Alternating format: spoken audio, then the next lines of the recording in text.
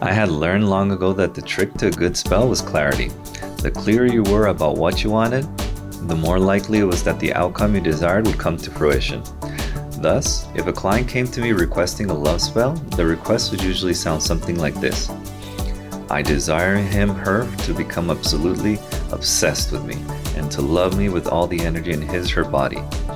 However, in practice, the right spell needed to be much clearer, more concise in its intent and purpose, and very well outlined and specific to avoid problems down the road.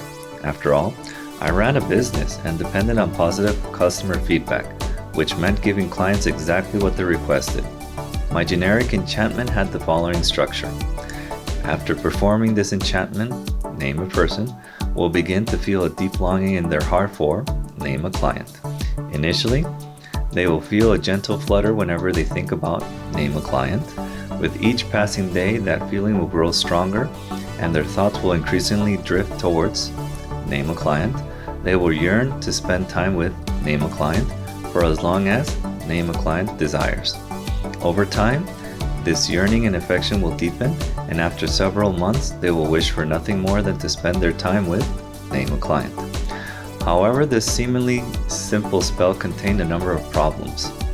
While it would give the client what they were hoping for, the target of the spell would begin to see them differently, seek out their company, and become increasingly clingy and dependent. But what if that actually became a burden to the client? For that reason, I always ask clients for additional information about their previous relationships, how they began, why they ended, how long they lasted. This gave me greater insight into what they truly wanted.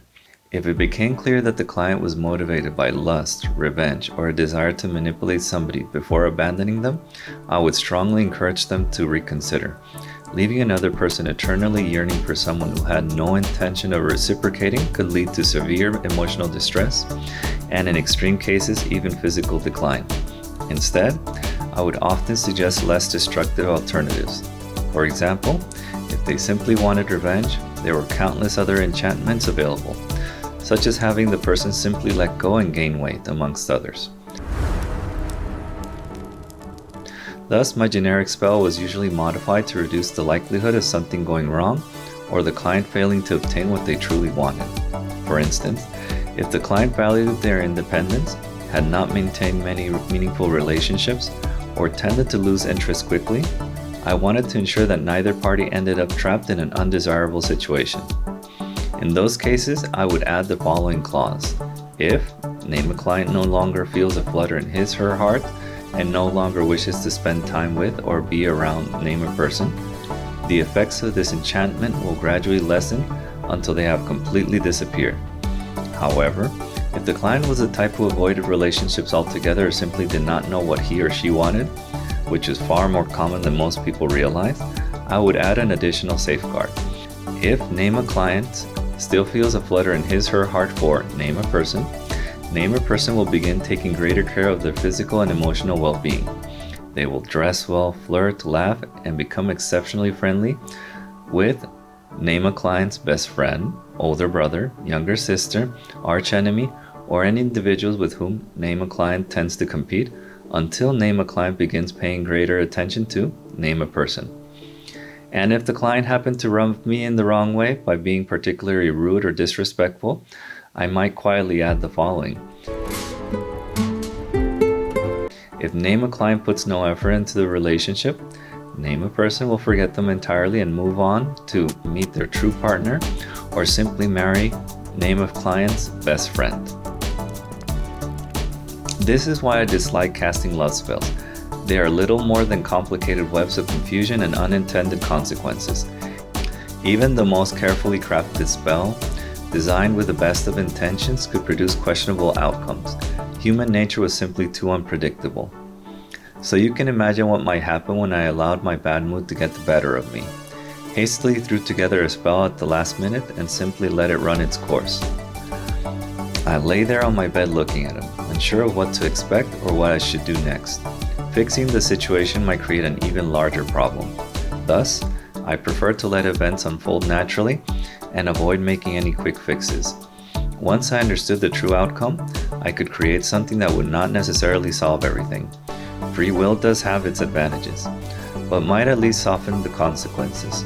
I had noticed that he tended to check out the castle guards whenever we passed them, so in an effort to make amends, I decided to cast a small and seemingly innocent spell. Face preservation is the highest priority. Keep my original face unchanged. Do not modify facial features, age, expression, hairstyle, eye shape, nose, mouth, jawline, or skin tone. Make me gain 15 pounds of lean muscle, evenly distributed throughout my entire body, with the exception of my neck, face, and joints.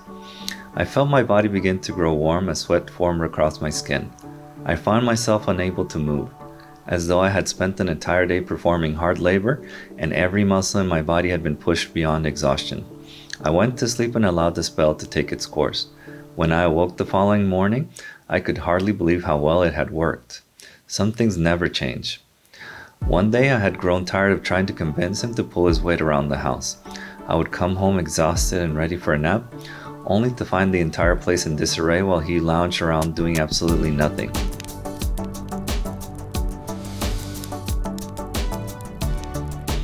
Out of pure spite, I brought home a fancy Persian cat and cast a spell that transformed it into an 8-foot tall humanoid cat capable of helping around the house.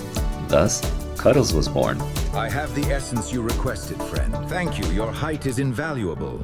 Now, to activate the reaction. Knowing he was allergic to cat hair, I figured this would teach him a lesson about laziness. The funny thing was that Cuddles turned out to be incredibly helpful. He assisted with far more than ordinary household chores. He cooked, cleaned, helped me store and catalog ingredients, gathered supplies, and even assisted with potion making whenever necessary. He also stood guard during the night. In other words, the arrangement worked out surprisingly well.